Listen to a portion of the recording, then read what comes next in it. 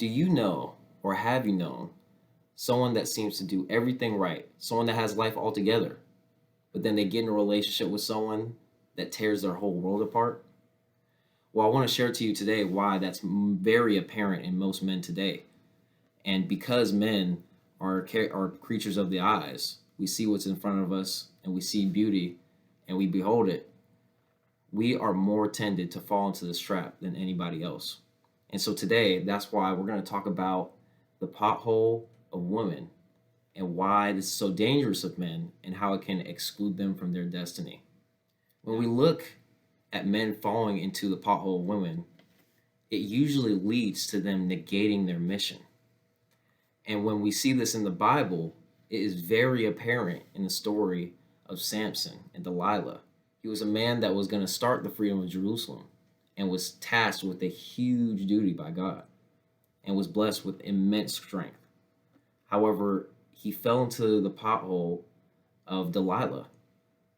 And so why was it that all throughout all the women he talked to in the book of Judges, that Delilah was the one who ended up cutting his hair and possibly negating him from his destiny? Well, when we looked at Judges chapter 16, verse 16, it says, "And it came to pass, when she pressed him daily with her words and urged him, so that his soul was vexed unto death." Continue on 17. "That he told her all his heart, and said unto her, There hath not come a razor upon my head, for I have been a Nazarite unto God from my mother's womb. If I be shaven, then my strength will go from me, and shall become weak, and I will be like any other man." So what you got to understand before seeing that Samson spilled the goods about his strength is that Delilah tried to trick him 3 times before this. And every time Samson lied to her, she's saying, "You mocked me.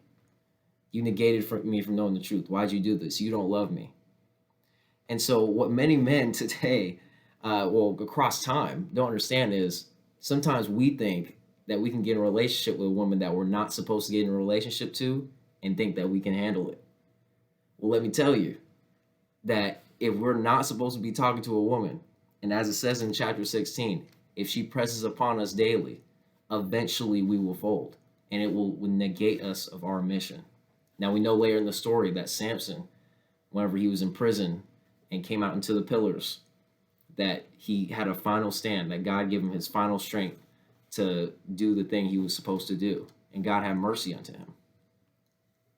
However, we shouldn't overlook the fact that many times, and definitely for him, that if you talk to the wrong woman, if you talk to a woman that doesn't have the beliefs as you, if you talk to a woman that is not in line with you, then it will negate you of your godly mission. And that's the most important thing that we have on this earth, is our godly mission. We also have to understand this in other occurrences. Sometimes a woman might be minding her own business and a man looks upon her, and then that's when the devil starts to work the man's thoughts, because that's when lust comes up. That's when ungodly behavior, thoughts start to come up. So another occurrence of this is in the book of 2 Samuel. So we go to 2 Samuel, chapter 11, verse 2. It shows the story of David and Bathsheba. And what's so interesting about this is that not only was David a man after God's own heart, and he fell into adultery, but also he tried to cover up his tracks after he did the fact. But one key thing that many people miss about this is the way that David found Bathsheba. So it says in verse 2, well, start off at verse 1, he decided to stay from the war. He stayed in Jerusalem. And in verse 2 it says, "And it came to pass in an eventide that David arose from off his bed and walked upon the roof of the king's house. And from the roof he saw a woman washing herself, and the woman was very beautiful to look upon." Now, something we have to understand is David is a king. So we have to ask, why is it that when the evening came, he walked outside to go see, what was he trying to go see? Well, that's the big question, right? So another thing we have to avoid is looking in the wrong places, because a woman might not even mind. She might be minding her own business, not even be trying to do anything bad, but because you're looking in the wrong place, it causes you to look towards sin. So we have to understand that not only if we talk to the wrong woman at the wrong time, if we're in the wrong place at the wrong time, it will bring forth temptation. And if we fulfill that temptation, that fulfills sin, which is death. The New Testament even states that even if we look upon someone and it offends us, that we need to pluck our eye out.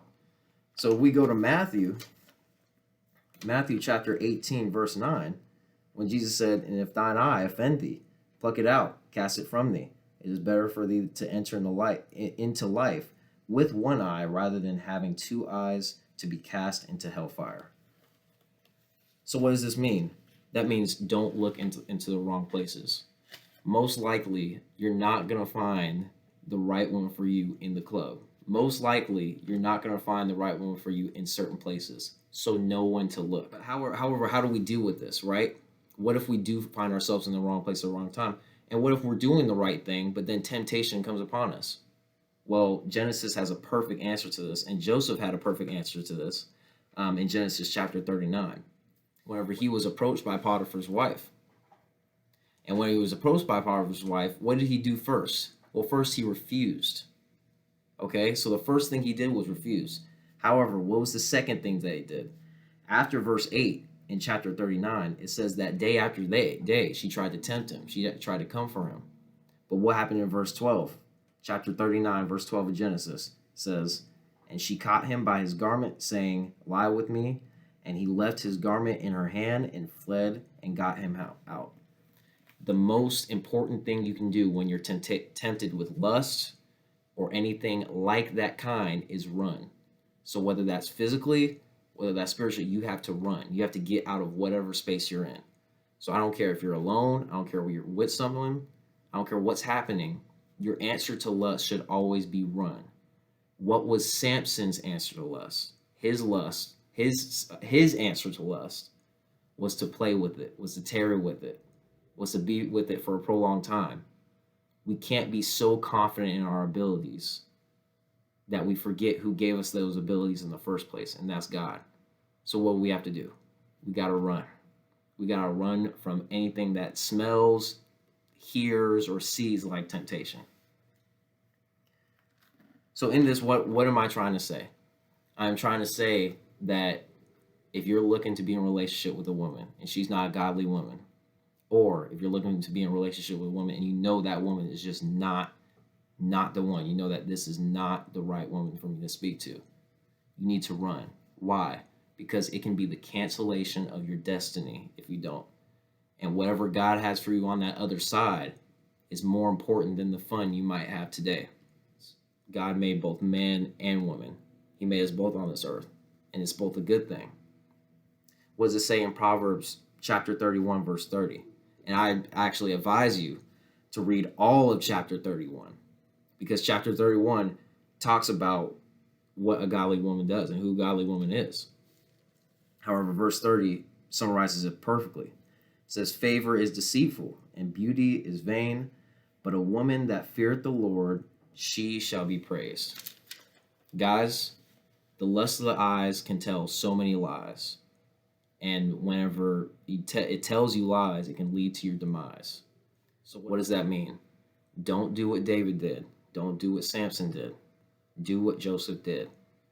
If it looks good in the eyes, but it ain't right in the spirit, you need to run.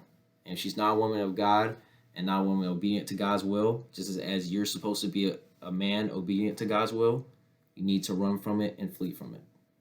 And that is avoiding the pothole women. Thank you so much.